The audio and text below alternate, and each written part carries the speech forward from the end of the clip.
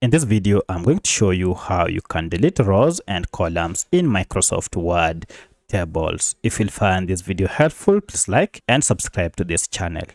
Alright, as you can see, I have here an extra column and I wish to delete it as well as to delete this row.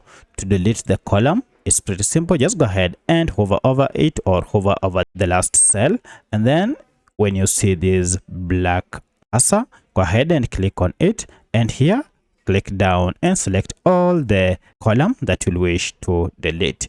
Then once you're done, now you should see we have an option to delete here.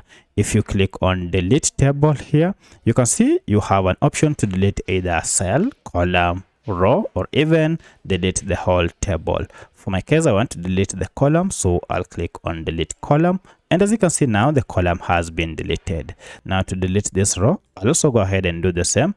Just highlight the row from end to end and then click on delete, and this time around we have an option to delete rows, so I'll click on delete row, and here if I click on it, you can see it has been deleted. So that's how you can delete rows and columns on your Microsoft Word tables. If you have any other question, kindly let me know in the comment section.